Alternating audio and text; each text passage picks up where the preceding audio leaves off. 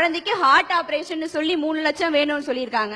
அவர் அங்க எங்க அலைஞ்சு 2.5 லட்சம் வரைக்கும் தேத்திட்டாரு. 75,000 மட்டும் அவருக்கு இல்லன்னு சொல்லிட்டோனே எல்லாத்தையும் போய் ஹெல்ப் கேட்கிறாரு. அப்புறம் ஒரு கேமராமேன் வந்திருக்காங்க. அவர்கிட்ட போய் கேட்டோன்னே நான் ஒரு நடிகர்கிட்ட கூட்டு போறேன், அந்த நடிகர் ரொம்ப ஹெல்ப் பண்ணுவாருன்னு சொல்லிட்டு அந்த நடிகர்கிட்ட கூட்டு போறாங்க.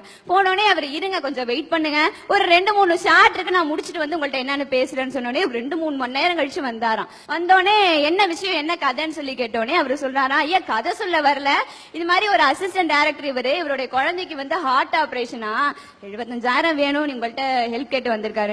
ஏன் இதை முதலே சொல்ல வேண்டியதானே, உன்னை நான் 2-3 மணி நேரம் வெயிட் பண்ண வச்சிருக்க மாட்டேன்ட்டு சொல்லி எவ்வளவு வேணும்னு சொல்லி கேட்டோடனே 75,000 வேணும்னு சொன்னாங்களாம். உடனே மொத்தம் எவ்வளவுன்னு சொல்லுன்னு சொன்னோடனே 3 லட்சம் சொன்னோடனே அந்த இடத்துல தன்னுடைய செக் எடுத்து 3 லட்சத்தையும் எழுதி தந்துட்டு இந்த விஷயம் யாருக்கும் தெரியாம இருக்கணும்னு சொல்லி அனுப்புறாரா.